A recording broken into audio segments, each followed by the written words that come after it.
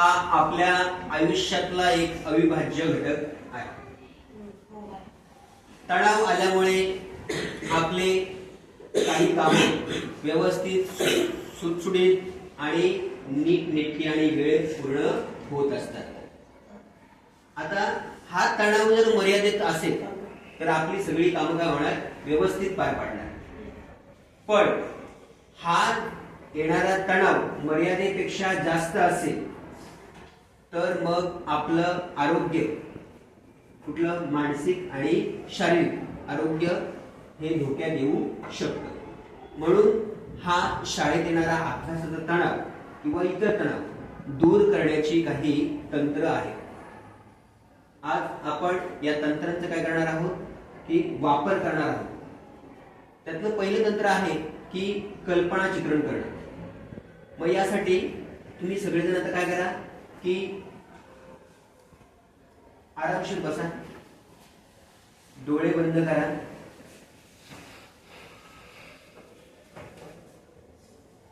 श्वास घ्या, श्वास बाहेर सोडा, आत बाहेर, आत बाहेर. आता हळूहळू श्वास काय करा, नियंत्रित करा.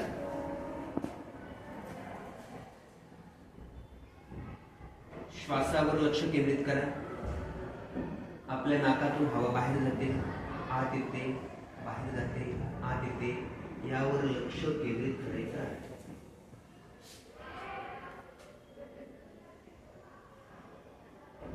आता तुम्ही या रोजच्या अभ्यासापासून एका उंच डोंगरावर शांतपणे विश्रांती घेताय.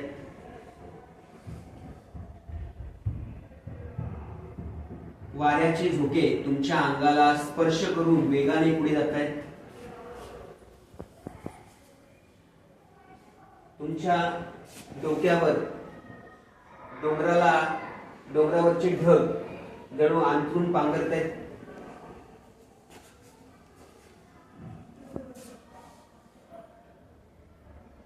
पक्ष्यांचा किलबिलाट तुमच्या कानावर येतोय. डोंगरावरील झऱ्याचा खळखळाट तुमच्या कानावर येतोय. तुम्ही सगळीकडे बघता, तिकडे तुम्हाला फक्त हिरवीगार झाडं आणि परिसर दिसतोय. सूर्यनारायण आपल्या कोवळ्या उन्हाने तुम्हाला आणि निसर्गाला चकाकी प्रदान करतोय.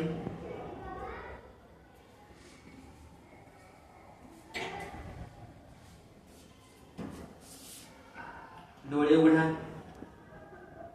बरं वाटतंय? निसर्गात फिरून आलो, डोंगरावर गेलो, सगळ्यात पासून दूर, अभ्यास, शाळा, घर, सगळ्या गोष्टींपासून आपण दूर. बरोबर? आता याच्यातलं हे पहिलं तंत्र. ज्या वेळेस तुम्हाला ताण येईल त्यावेळेस तुम्ही आरामशीर बसायचे आणि निसर्गाच्या विश्वात काय करायचंय, हरवून जायचे. कल्पनेने काय करायचंय, हरवून जायचं आहे. मग यामुळे तुमच्यावर जो ताण येणार आहे, अतिरिक्त ताण, तो काय होणार आहे, दूर होणार आहे. आणि तुमच्या मेंदूला, तुमच्या मनाला त्यामुळे काय होणार आहे, आराम मिळणार आहे. आता याच्यातलं दुसरं जे तंत्र आहे ते तंत्र आहे क्रमाक्रमाने विश्रांती घेण्याचं. आता त्यासाठी आपल्याला एक प्रात्यक्षिक करायचं आहे. सगळ्यांनी आरामशीर बसा. कुठलाही ताण आपल्या शरीराला द्यायचा नाही. शांतपणे आरामशीर बसायचे. आपले कपडे कुठे घट्ट झाले असतील तर ते काय करायचे, की जरा सैल करायचे. कोणाचं शर्ट वगैरे फडकत बसलेला असतो, बरोबर आहे, मग ते काय करायचे, जरा सैल करायचे. आता डोळे बंद करा. श्वास घ्या, श्वास सोडा, घ्या, सोडा. श्वासावर कंट्रोल करा.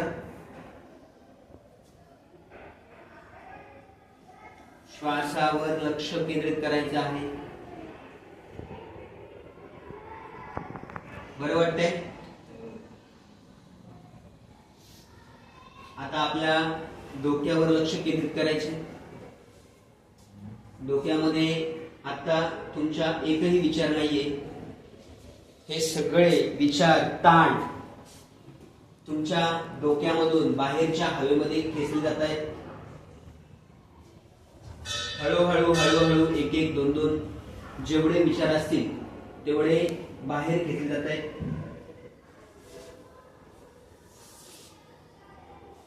डोकं जरा हलकं वाटतंय? डोकं हलकं वाटतंय? आता तुमच्या मानेवर लक्ष केंद्रित करा.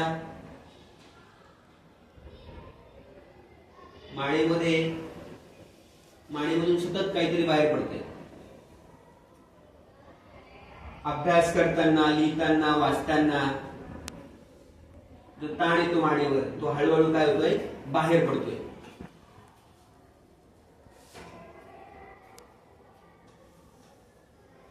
हवेमध्ये खेचला जातोय. आता तुमची मान सैल झाली.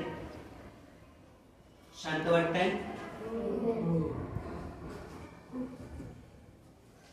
आता तुमच्या हातांवर लक्ष केंद्रित करा.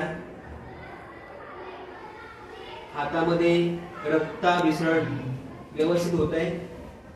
हाताच्या सगळ्या अवयवांना रक्त पोहोचते. बोटांपर्यंत रक्त पोहोचते. हाताची नस तिच्यामध्ये व्यवस्थित रक्ताभिसरण होते. आता या बोटांमधून हळूहळू काहीतरी बाहेर पडते.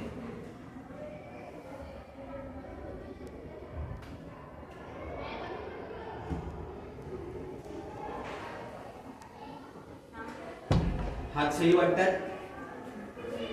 हात सैल वाटतात का? आता श्वास घ्या. श्वासावर लक्ष केंद्रित करा. श्वास आत घ्या, बाहेर टाका. आत घ्या, बाहेर टाका. शांतपणे श्वास आत घ्या, बाहेर सोडा.